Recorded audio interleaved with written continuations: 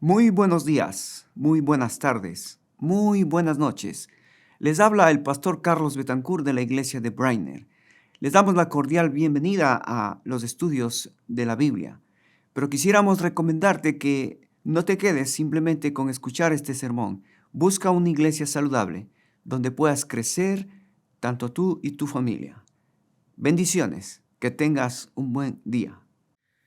Bien, hermanos, seguimos nosotros con nuestro tema y a ver si se acuerdan el tema en el que estamos nosotros.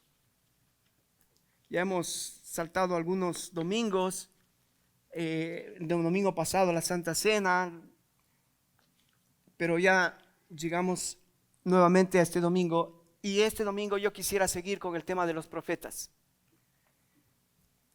Y cuando hablamos de los profetas estamos hablando del Antiguo Testamento.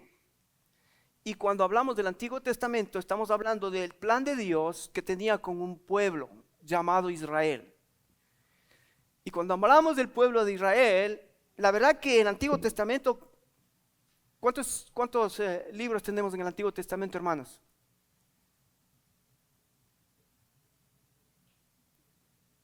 ¿Quién da más? 39 libros en el Antiguo Testamento. En esos 39 libros Dios ha revelado cosas muy importantes para el pueblo de Israel.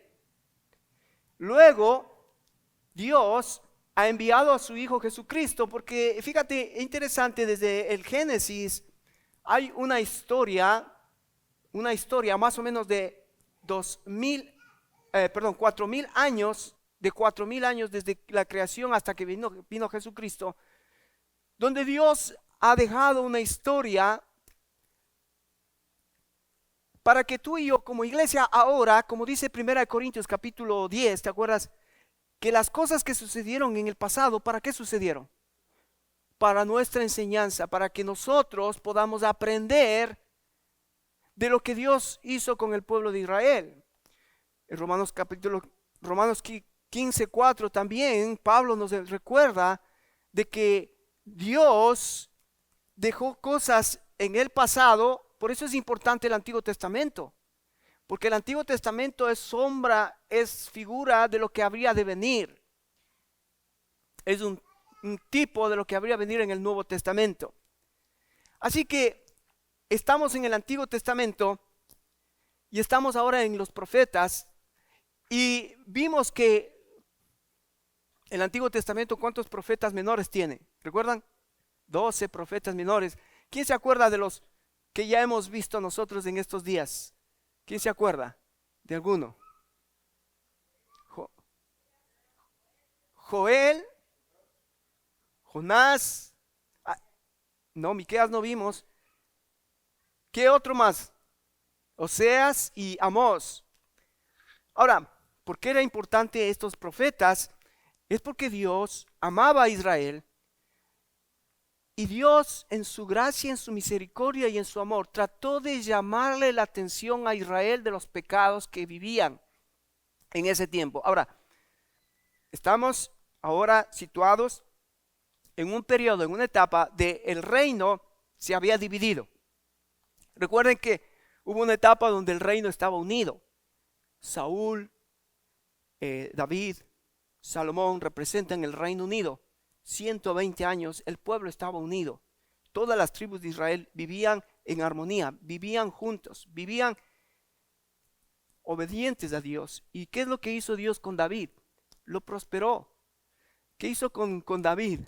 Llevó a Israel, llevó a este pueblo a una situación tan especial, tan fuera de lo normal, de lo común, que David se hizo tan famoso en solo 120 años, en sus 40 años. Se hizo famoso. Dios le dio prosperidad, Dios le dio abundancia. Dios hizo de David un ejemplo de lo que iba a ser el reinado milenial cuando venga el Señor Jesucristo. Pues es importante estudiar la vida del rey David, porque la paz, la seguridad que vivió Israel en el tiempo de David es una pequeña demostración de la paz y la seguridad que vivirá el pueblo de Israel en el reino milenial. Así que es muy importante este reino unido, pero ahora estamos en el reino dividido. Y ustedes saben por qué se dividió el reino, ¿verdad? ¿Quién sabe? Iglesia, ¿quién sabe por qué se dividió el reino de Israel? ¿Qué pasó con Salomón, el hijo de David?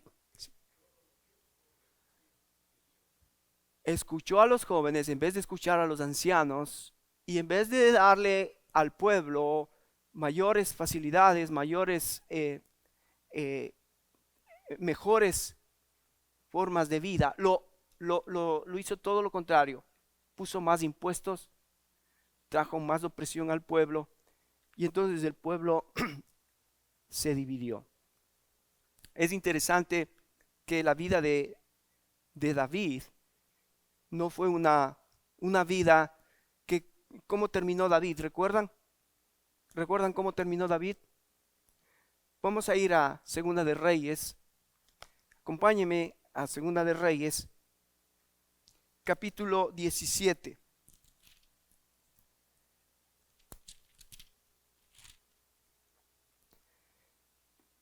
Ahora entonces vamos a entrar a una etapa de Israel interesante, porque ya Dios ha hablado por medio de los profetas. Ya Dios había usado 12 profetas menores, 4 profetas mayores, para llamarles la atención al pueblo de Israel.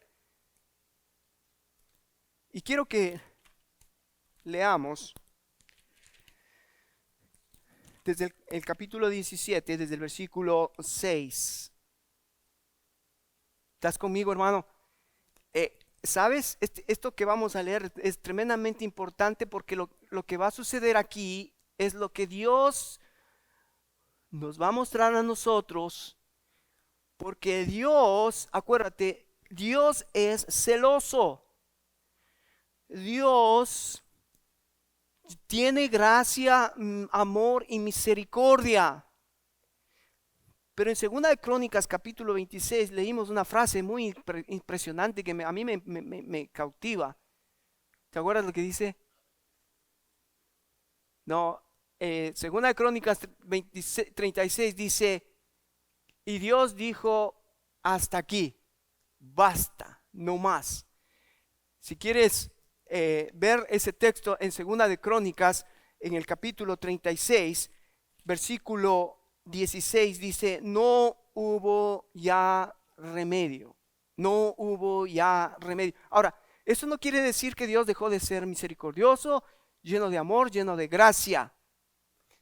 Pero hay momentos en que Dios ve a su pueblo y Dios dice, basta, ya no hay solución, ya no hay remedio.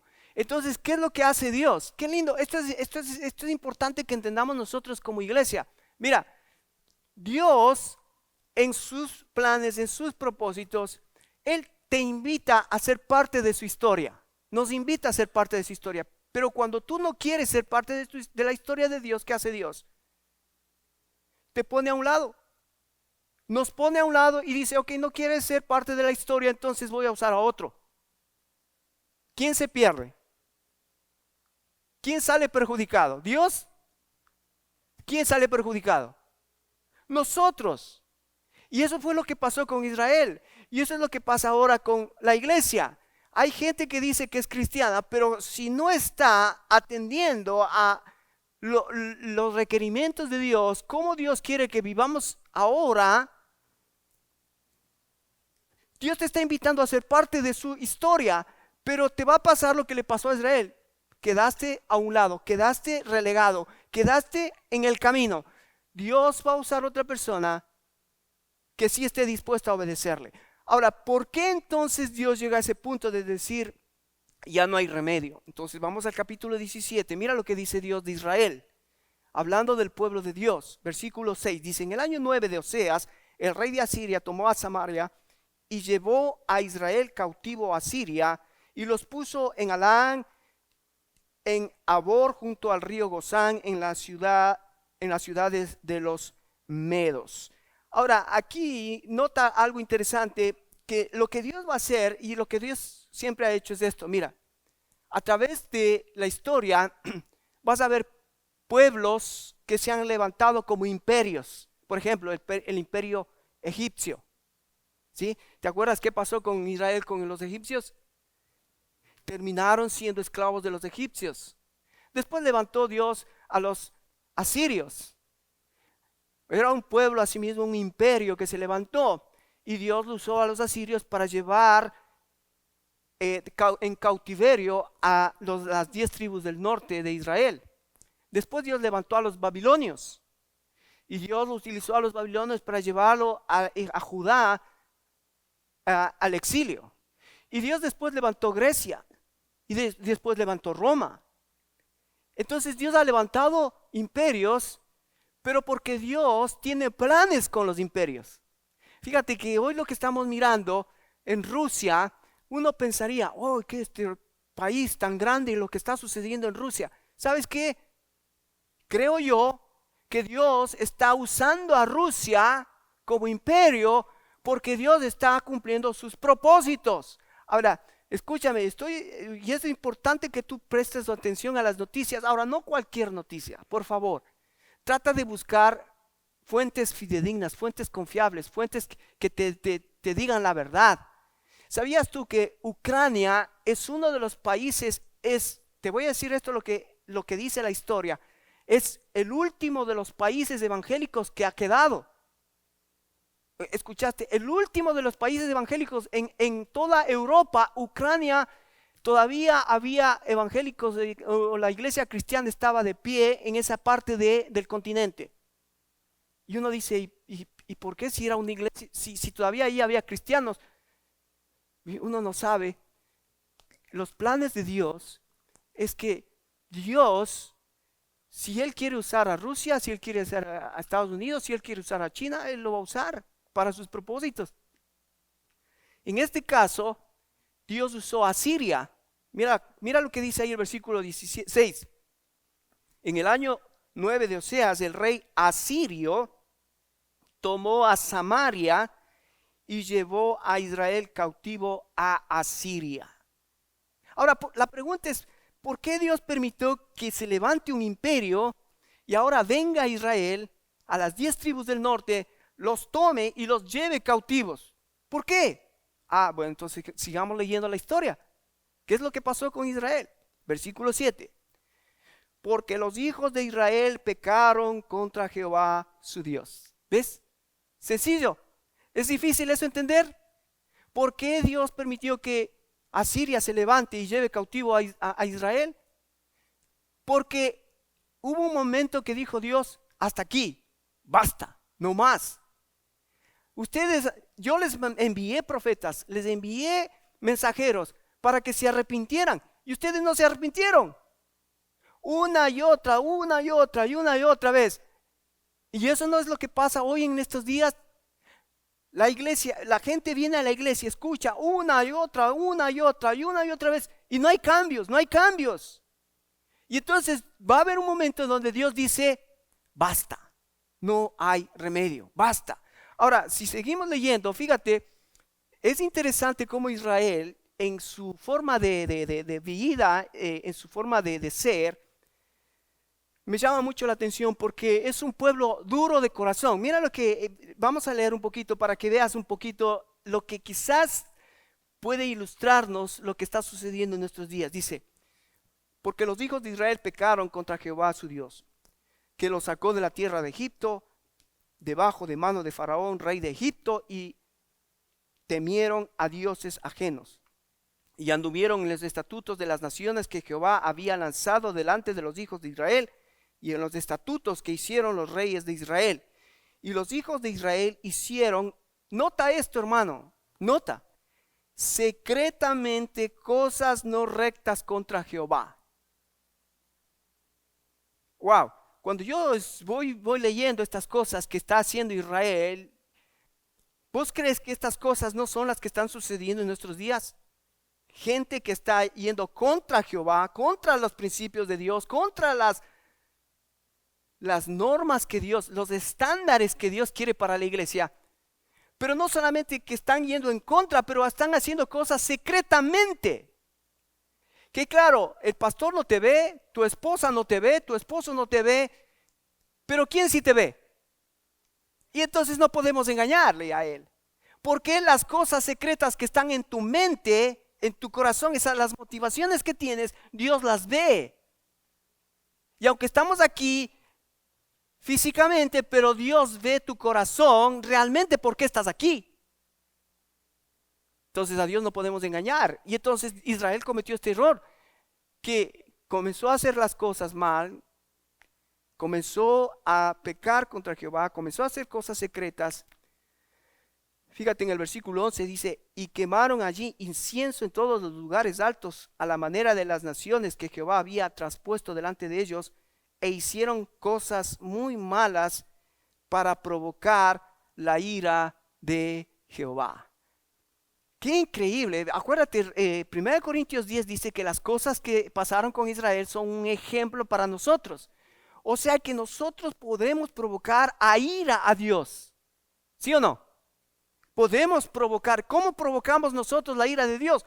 Cuando nosotros pecamos contra Jehová abiertamente, cuando nosotros sabemos lo que Dios nos dice que debemos hacer, que debemos amar a nuestra esposa, debemos amar a nuestro esposo, debemos cuidar de nuestra familia y no lo hacemos. ¿Qué estamos haciendo? Abiertamente desobedeciéndole a Dios. ¿Cómo un pueblo que desobedece a Dios puede ser bendecido por Dios? ¿Cómo un pueblo que hace las cosas secretamente en su corazón, simplemente por aparentar algo, puede delante de Dios estar pidiendo a Dios cosas y esperar de Dios respuestas? Con Dios no podemos jugar. Ya es claro esto. Ahora, fíjate versículo 14. Versículo 14. Mas ellos no obedecieron. Antes endurecieron su cerviz, como la cerviz de sus padres, los cuales no creyeron en Jehová su Dios. Desecharon sus estatutos, el pacto que había hecho con sus padres y los testimonios que él había prescrito para ellos. Siguieron la vanidad, se hicieron vanos y fueron en pos de las naciones que estaban alrededor de ellos, de las cuales Jehová les había mandado que no hiciesen a la manera de ellos. Dejaron los mandamientos de Jehová su Dios y se hicieron imágenes fundidas de dos becerros y también imágenes de acera, y adoraron todo el ejército de los cielos y sirvieron a Baal. E hicieron pasar a sus hijos y a sus hijas por fuego, y se dieron a la adivinación, a los agüeros, y entraron a hacer lo malo ante los ojos de Jehová, provocándole a ira. ¡Wow!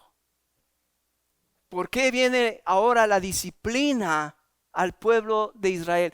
Porque ahora Dios está enojado. Porque ahora Dios tiene que hacer algo para que el pueblo reaccione, para que el pueblo se dé cuenta que no puede jugar con Dios. Entonces ahora toma a Siria, a un pueblo del norte, y lo trae para que saque a Israel del norte y los lleve a esclavitud a este pueblo. Ahora, es interesante porque este pueblo, Israel, había sido enseñado por Dios a adorar a un solo Dios. Deuteronomio capítulo 6 dice: Jehová uno es. A este Dios adorarás, a este Dios temerás, a este Dios servirás con todo tu corazón, con toda tu alma, con toda tu mente. Pero sabes, todos los pueblos alrededor de Israel eran idólatras. Cada pueblo tenía un Dios diferente. Hay 3 dioses que se mencionan en la Biblia y se repiten muchas veces en los pueblos paganos de alrededor. El primer Dios, Baal. ¿Has escuchado los Baales? Los filisteos tenían Baales, los cananeos tenían Baales. ¿Qué eran estos dioses? Eran dioses que en su estado primitivo que ellos vivían, levantaban un altar para adorar. Por ejemplo, decían: queremos cosecha. Y esto pasa todavía, creo que en nuestros pueblos. Queremos cosecha. Y entonces levantamos un altar y decimos: al Dios de la cosecha. Vamos, para que tengamos buena cosecha, hagamos un altar y hagamos una adoración al Dios de la cosecha. ¿Quién es el Dios de la cosecha? Se arman un ídolo, forman un ídolo y dicen, este es el ídolo, este es el Dios de la cosecha. Adorémosle al Dios de la cosecha. Y se levantaban ese tipo de baales, de ídolos. Y no solamente eso, sino que para que la cosa sea un poco más alegre, hacían bailes, festividades. ¿Y cómo terminaban los que hacían esa idolatría? Terminaban en orgías, terminaban en bailes paganos, terminaban pasando a sus hijos, a sus hijas como sacrificio a este Baal. Uno dice, ¿cómo puede ser que esto suceda así? Cuando tú te apartas de los principios de Dios, de Jehová, que Él te mandó, terminas adorando a los Baales y terminas haciendo que tu vida sea tan miserable como esos ídolos. Que no ven, que no hablan, que no sienten, pero tienes un Dios real, vivo y verdadero, el cual quiere que tú le adores a Él, porque Él sí habla, Él sí ve y Él sí puede hacer lo que otros no pueden hacer. Y qué triste que Israel prefirió los Baales. Ahora, ¿sabes? En el Antiguo Testamento los Baales son un símbolo de la sexualidad, porque terminaban haciendo eso, cosas desenfrenadas sexualmente para adorar a Baal. Yo me acuerdo, por ejemplo, si tú lees la vida de Elías era un profeta espectacular, porque Elías les dijo, ustedes tienen dioses, ¿no? Sí, venían los sacerdotes y decían, nuestros dioses son los Baales. Ustedes tienen dioses, muy bien, vamos a hacer este día algo.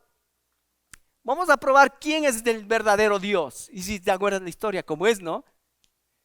Elías les dijo, ok, ustedes reúnan, hagan un altar y yo voy a hacer otro altar. Y vamos a orar y vamos a pedir que el verdadero Dios responda. Y entonces, imagínate, en ese tiempo, Elías comienza a desafiar a los profetas de Baal, que eran 400 profetas. Y él estaba solo contra 400. Y entonces él dijo, ok, comiencen a orar. Y los profetas comenzaron a orar. Y oraban, gritaban. Y comenzaron a sacarse las manos, las venas. Comenzaron a gritar. Y Elías se da cuenta y dice, capaz que está dormido su Dios. Capaz que está un poco sordo. Grítenle más fuerte. Y entonces Elías comienza a burlarse de los Baales, de los profetas. Y la historia termina cuando Elías dice, miren, pongan agua alrededor de mi altar y yo voy a orar a mi Dios. Y cuando Elías ora a Dios, ¿qué sucedió? Fuego descendió del cielo y Dios respondió a Elías. Ahora, esa es una historia, fíjate que es fascinante. ¿Por qué? Porque nos muestra cómo Dios invita a la gente a meterse en su historia. En este caso, Elías se metió en la historia de Dios. Y Elías salió triunfante porque Elías creyó a Dios. Y los 400 profetas de Baal salieron corriendo y fueron muertos. Y es lo mismo en estos días, hermanos. Dios te está invitando a ser parte de la historia más grande que la tuya. Él tiene una gran historia. Y Él está esperando de hombres y mujeres que le creamos, nos metamos en su historia y podamos ver cosas espectaculares como las que hemos escuchado esta mañana. Esas cosas sí sucedieron en el pasado, pero ¿qué está sucediendo ahora? Ahora es cuando nosotros necesitamos creerle a Dios, confiar en Dios. Ahora es cuando queremos ver esos milagros que Dios puede hacer en medio del pueblo de Dios. Ahora, ¿ya te das cuenta por qué Dios se airó? ¿Ya te das cuenta por qué Dios se enojó? Ahora, ven conmigo en el capítulo 17, en el versículo 32, continuamos con Israel, continuamos mirando la vida de Israel. ¿Por qué Dios tuvo que usar a Asiria para llevarlos cautivos? Mira lo que dice el versículo 32. Temían a Jehová e hicieron del bajo pueblo sacerdotes en lugares altos que sacrificaban para ellos en los templos en los lugares altos. Temían a Jehová y honraban a sus dioses. ¿Sabes lo que significa esto, hermano? Sincretismo. ¿Qué significa esta palabra sincretismo? Significa tratar de unir algo que no es compatible. Es como tratar de unir el agua con el aceite. ¿Podrías unir el agua con el aceite? Pero Israel quería unir lo celestial con lo diabólico. Quería unir Dios santo, puro, con los ídolos inmundos. ¿Y sabes qué? Eso es lo que estamos viendo hoy en las iglesias.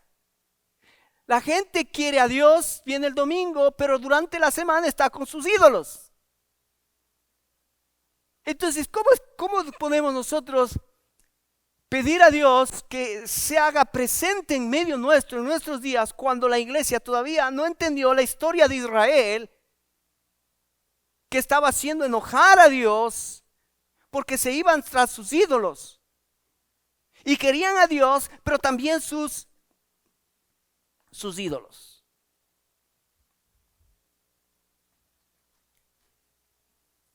Versículo 41 dice: así temieron a Jehová aquellas gentes y al mismo tiempo sirvieron a sus ídolos y también sus hijos. ¿Escuchaste eso? ¿Escuchaste eso, papá, mamá? Los hijos hacen lo que ven hacer a los padres y también sus hijos y sus nietos. ¿Ves? Según como hicieron sus padres, así hacen hasta hoy. Wow, qué enseñanza más pertinente e importante en nuestros días, hermano. Otra vez te recalco, el trabajo tuyo como papá es muy importante, porque la próxima generación que viene es una generación que o nos representa positivamente o vamos a tener vergüenza de nuestra próxima generación. Porque, mira, ¿qué estamos mirando? Te voy a ser honesto en lo que está pasando ahora. Según los pastores, en Estados Unidos, las iglesias americanas están ahora más que nunca en una campaña para salvar a la generación Z. A ver, déjame te explico si tú todavía no te pusiste al tanto qué es de la generación Z. Está la generación millennials, que ya pasó esa generación, que son la generación de los 70, de los 80. La generación millennials ya pasó. ¿Quiénes son los millennials? Los que nacieron en los 70, en los 80.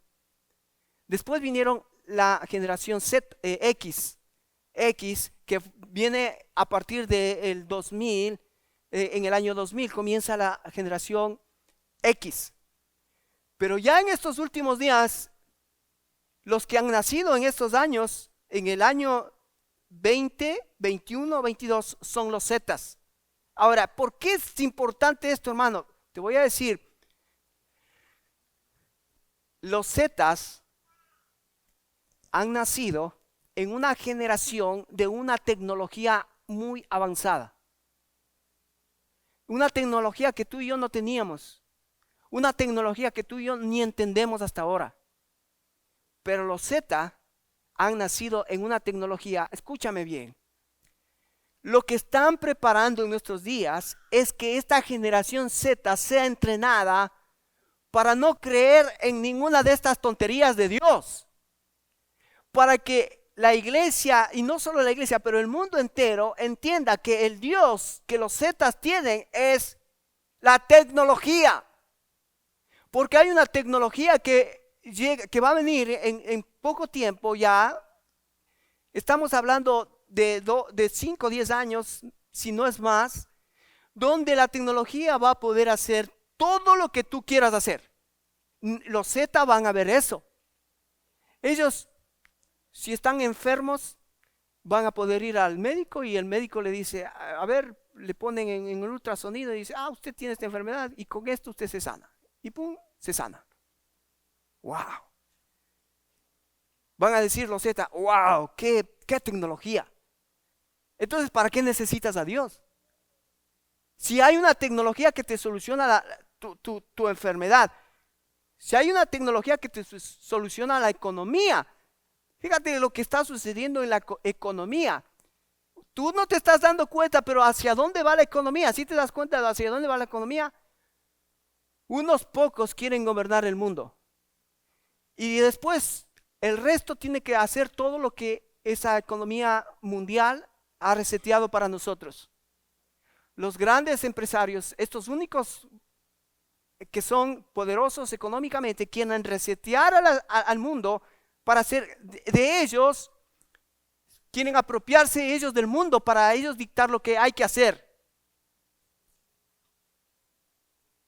Y entonces los Z van a ser educados a eso, a aceptar lo que ellos digan, lo que la tecnología, lo que los políticos, la economía esté en ese tiempo, van a aceptar todo sin chistar, sin decir nada. ¿Por qué? Porque es para el bien de ellos, supuestamente.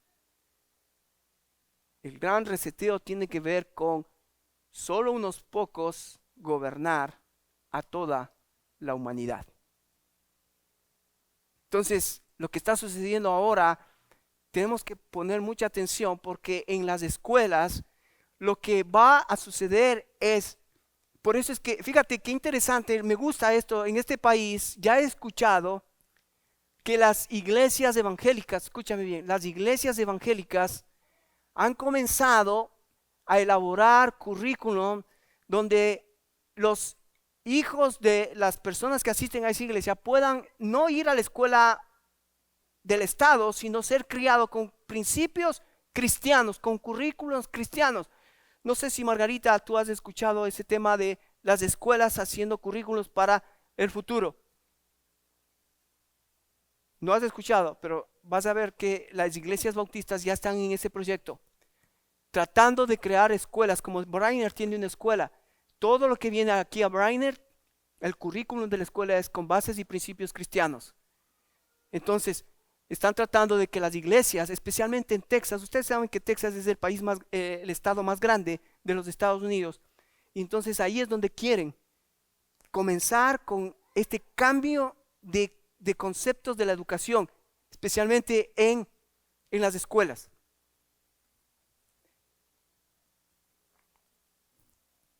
Así temieron a Jehová aquellas gentes y al mismo tiempo sirvieron a sus ídolos. Sincretismo. Querer tener en la iglesia a Dios y al diablo. Mira,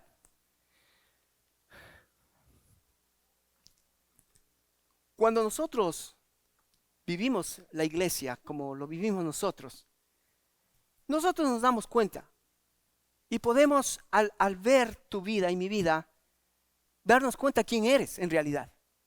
Porque, escúchame bien, cuando una oveja cae en el pozo de un lodo,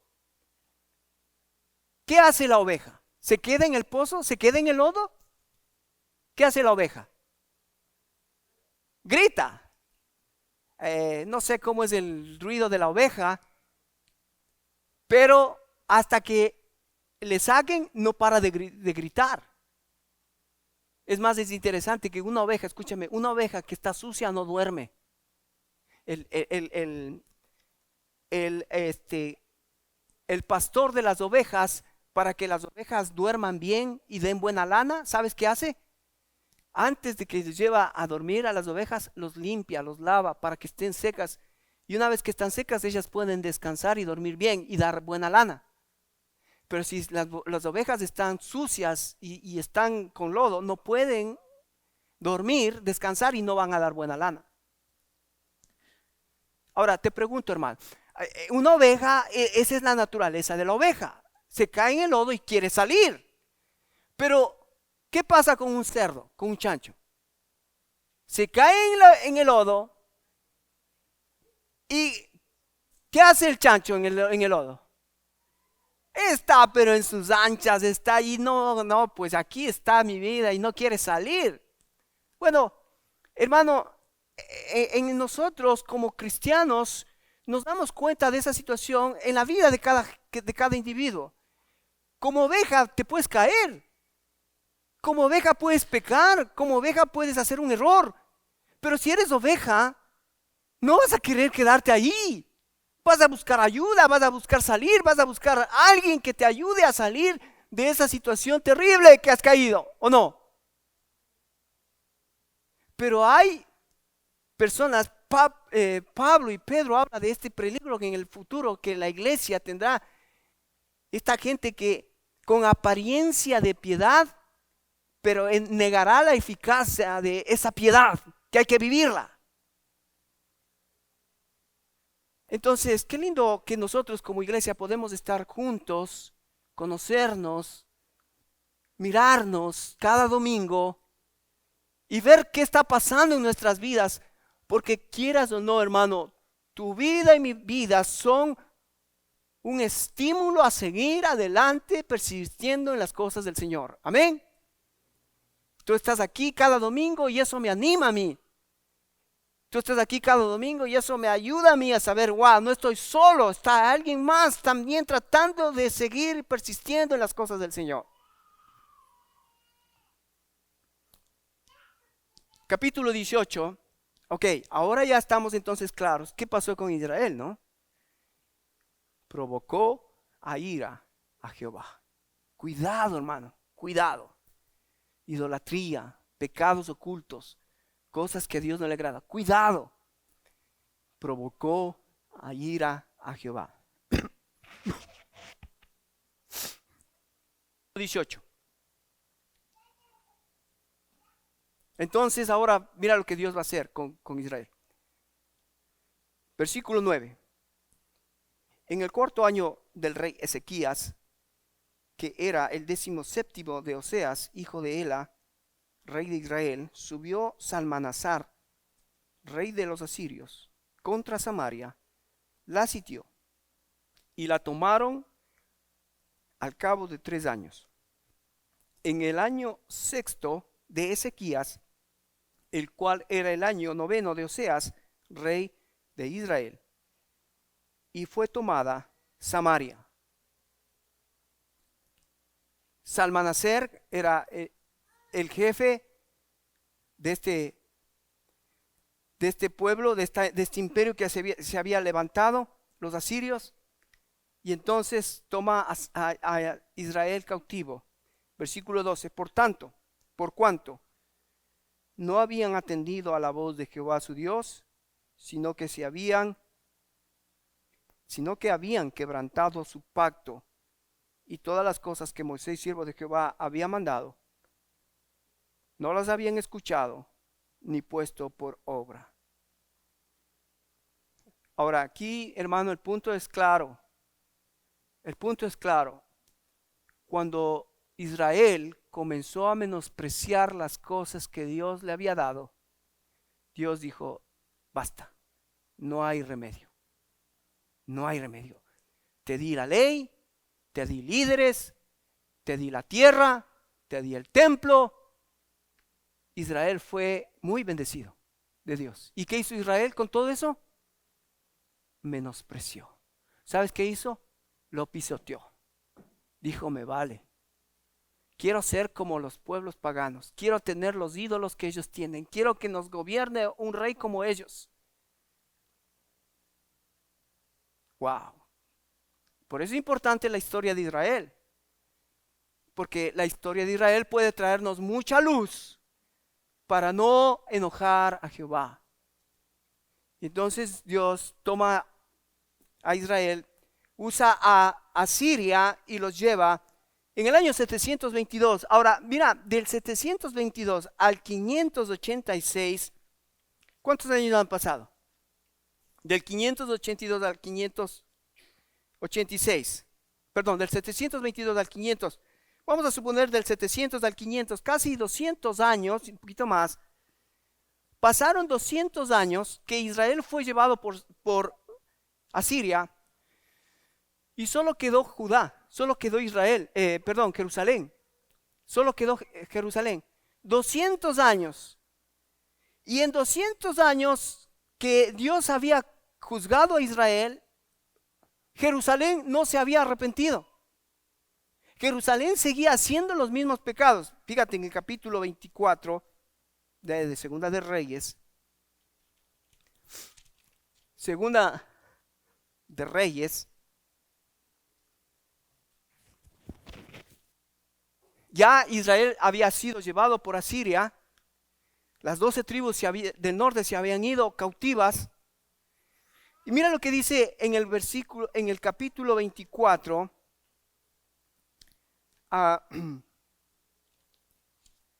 ¿Estás conmigo, hermano? Mira lo que dice. En su tiempo subió en campaña Nabucodonosor, rey de Babilonia. Y aquí ves, aquí hay otro imperio. Ya no es Asiria, ahora es Babilonia. Ya no es Salmanaser, ahora es Nabucodonosor. ¿Y ahora por qué levanta a Dios a este imperio? Miramos. Dice, versículo 2. Pero Jehová envió contra Joacim tropas de los caldeos, tropas de los asirios, tropas de los moabitas y tropas de los amonitas, los cuales envió contra Judá, para que destruyesen conforme a la palabra de Jehová que había hablado por sus siervos los profetas. ¿Ves? Ahora Judá está a punto de ser también juzgado, disciplinado por Dios por los mismos pecados que hizo Israel y peores. Quiero que vengas conmigo ahí en el versículo, vamos al capítulo 24, versículo 9. Vas a encontrar esta frase que se repite muchas veces en este periodo, en el periodo dividido. Mira lo que dice el versículo 9. E hizo lo malo ante los ojos de Jehová, conforme a todas las cosas que había hecho su padre. Y entonces, en el versículo 14, mira lo que dice. Y llevó en cautiverio a toda Jerusalén y a todos los príncipes de todos los hombres valientes, hasta 10,000 cautivos, y a todos los artesanos herreros. No quedó nadie excepto los pobres del pueblo en la tierra. Versículo 16. Y todos los hombres de guerra, que fueron 7,000, y los artesanos y los herreros, que fueron 1,000, y todos los valientes para hacer guerra, llevó cautivo el rey de Babilonia. Versículo 19 dice, e hizo lo malo ante los ojos de Jehová. Habían pasado 200 años y Judá no había aprendido la lección. Los mismos pecados que hizo Israel, ahora lo está haciendo Judá. Y ahora Dios levanta a otro imperio y dice, ok, no obedecieron, no entendieron, pues ahora voy a levantar a Babilonia. En el capítulo 25, quiero que notes conmigo esto interesante, porque la historia nos narra y nos muestra cosas que debemos aprender para no repetirlas. Capítulo 25 dice, aconteció que a los 9 años de su reinado, en el mes 10, a los 10 días del mes, Nabucodonosor, rey de Babilonia, vino con todo su ejército contra Jerusalén y lo sitió. Y levantó torres contra ello alrededor. Y estuvo la ciudad sitiada hasta el año 11 del rey Sedequías. Ahora nota este nombre, Sedequías, el nombre del último rey de Judá, Sedequías. A los 9 días de los 4 meses prevaleció el hambre en la ciudad, hasta que no hubo pan para el pueblo de la tierra. Abierta ya una brecha en el muro de la ciudad, huyeron de noche todos juntos en los huertos del rey.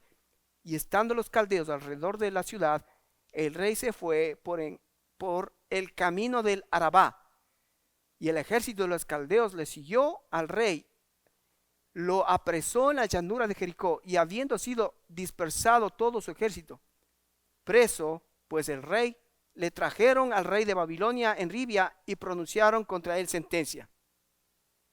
Ahora, Sedequías fue atrapado por el ejército babilonia. Ahora mira lo que le pasó a Sedequías. Sedequías era uno de los reyes en ese momento, que supuestamente él tendría que haber instado al pueblo a volverse a Jehová, a arrepentirse de sus pecados. ¿No se arrepintió? ¿Qué le pasó a Sedequías? Mira, versículo 7. Degollaron a los hijos de Sedequías. Degollaron a los hijos de Sedequías. ¿Sí estoy leyendo bien? ¿Sí? ¿Sí? Porque yo no veo una cara de asusto, de asombro. Yo cuando leí, degollaron a los hijos de Sedequías. ¡Wow! Tremendo. Pero no solo eso. En presencia suya. Y a Sedequías le sacaron los ojos. Y atado en cadenas los llevaron a Babilonia. ¿Sabes? La historia, si no aprendes, se repite. Si no aprendes, se repite. Sedequías, el rey que tendría que haber sido ejemplo, haber llamado la atención a sus hijos, haber llamado la atención al pueblo, delante de él fueron degollados toda su familia. ¿Sabes? Qué triste es que ver, yo estoy 20 años aquí en Chalanoga y he visto familia tras familia cómo se van destruyendo los hijos, delante de los ojos de los padres. ¿Y por qué no le educaste? ¿Y por qué no le enseñaste? ¿Y por qué? Sí, hice, pastor. ¿Y ahora dónde está el hijo? Preso. ¿Qué está haciendo la hija? Embarazada, 14 años. Delante de tus ojos vas a ver la destrucción de tus hijos. Por no ser el padre que enseña la verdad de Dios. Pero lo terrible es que Sedequías, ¿qué fue? ¿Cómo fue a Babilonia? ¿Cómo fue a Babilonia? Le sacaron los ojos. ¿Qué significa? Fue a Babilonia, donde había la hermosura de los dioses paganos y no pudo ver ni uno. Donde había los jardines de Babilonia y no pudo ver nada. Qué triste que llegamos a una edad donde hemos trabajado duro, donde nos hemos sacado, como decimos, el jugo. Y al final, por no vivir de acuerdo a los planes y al propósito de Dios, ni siquiera vemos de qué se trató todo mi esfuerzo. Es triste, hermanos, he visto gente mandando dinero a Guatemala, dinero a países, a nuestros países. ¿Para qué? Para que otros,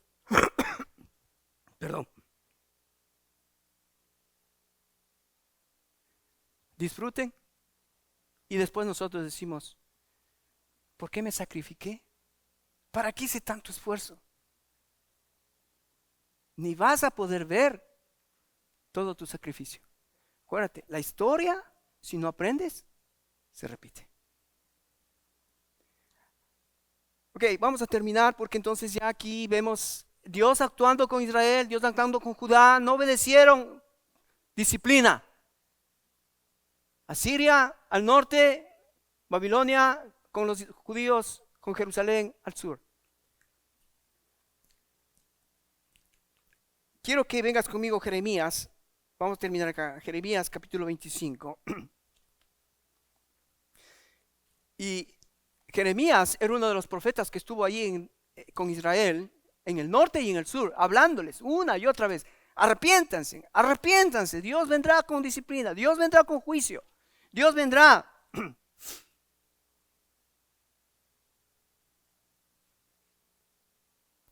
Y entonces quiero que leas conmigo el capítulo 25, versículos desde el 5 en adelante. Jeremías hablando al pueblo de Israel, de Judá, a las 10 tribus del norte, a las 2 tribus del sur. Cuando decía, volveos ahora de vuestro mal camino y de la maldad de vuestras obras. Y moraréis en tierra que os dio Jehová a vosotros y a vuestros padres para siempre. No vayáis en pos de dioses ajenos, sirviéndoles y adorándoles, ni provoquéis a ira con la obra de vuestras manos, y no os haré mal. Pero no me habéis oído, dice Jehová, para provocarme a ira con la obra de vuestras manos, para el mal vuestro. Jeremías hablando al pueblo de Israel. Versículo 8.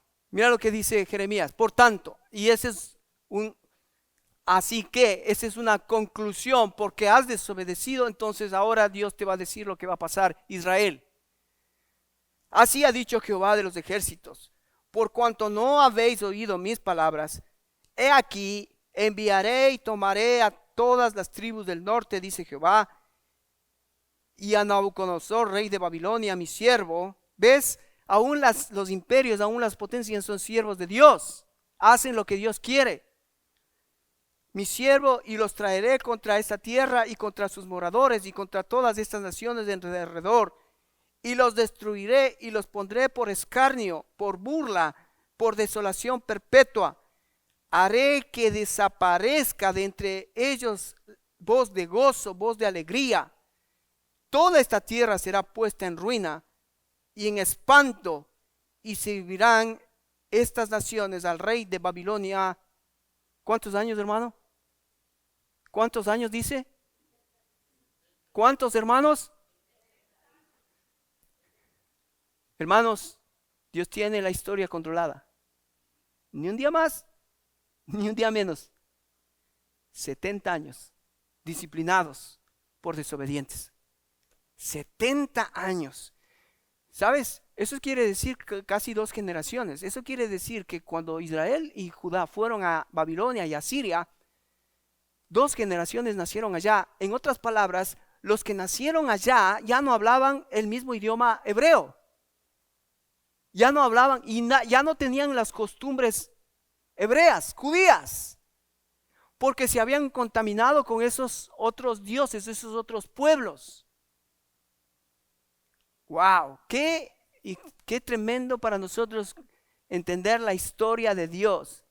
Nosotros hemos llegado a este país, estamos aquí, gracias a Dios, bendecidos espiritualmente, materialmente, pero hermano, Dios no puede ser burlado. Todo lo que el hombre siembra, eso cosecha. 70 años de esclavitud, 70 años de estar con los dioses paganos. Ahora, yo no sé, hermano, pero yo en mi corazón oro por cada uno de ustedes, por mi propia vida. ¿Sabes?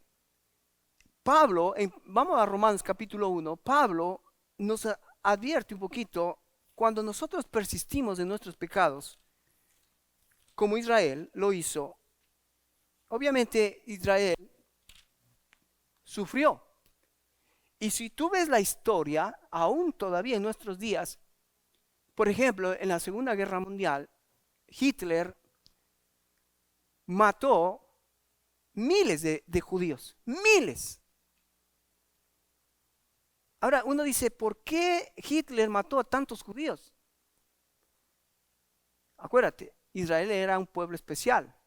Israel era un pueblo que recibió todo de Dios, menospreció. Y entonces, la ira de Dios, provocaste la ira de Dios. Entonces, ¿qué quieres? Wow. Pero Pablo, vamos a terminar leyendo. Mira lo que dice aquí Pablo.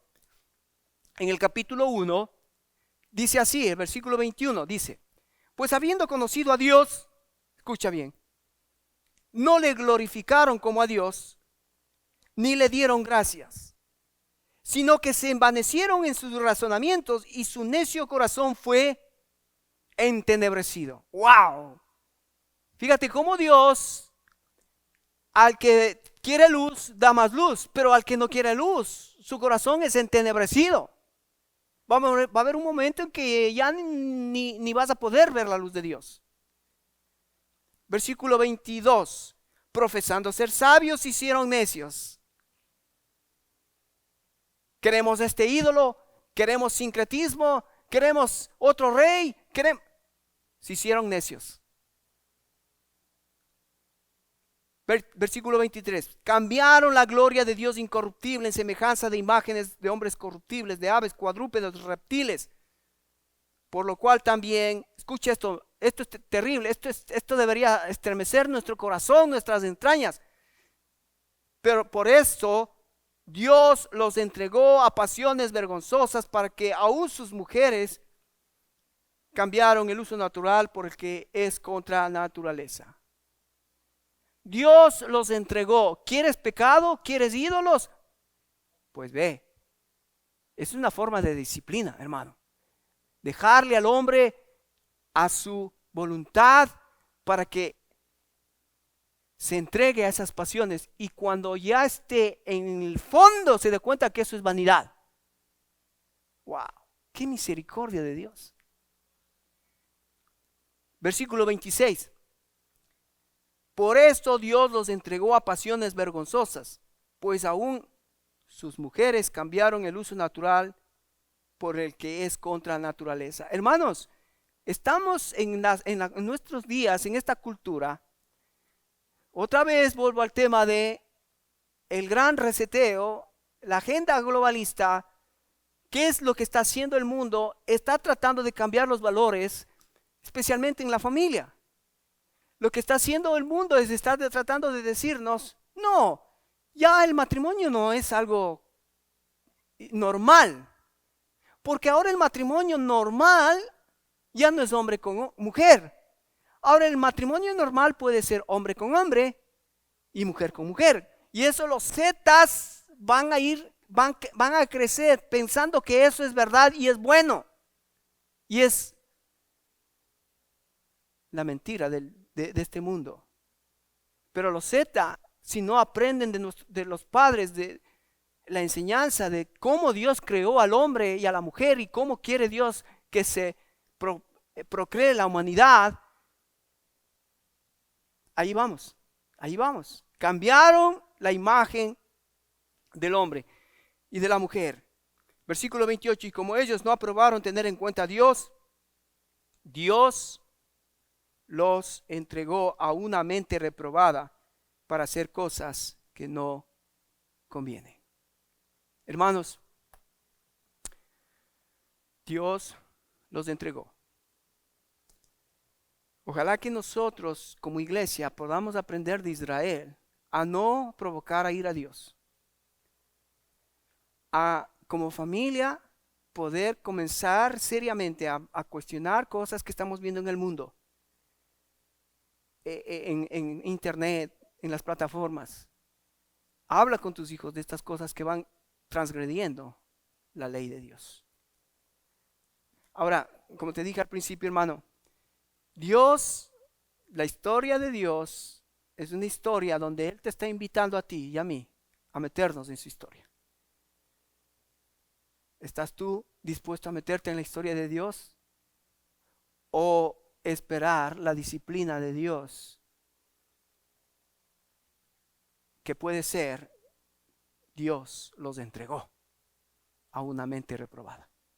Quiera Dios que en esta mañana podamos aprender de Israel una o dos cositas que nos ayuden a ser diferentes a ellos, porque ahora en Cristo Jesús podemos ser nosotros la nueva creación de Dios, de modo que si alguno está en Cristo, nueva criatura es, las cosas viejas pasaron y aquí todas son hechas nuevas.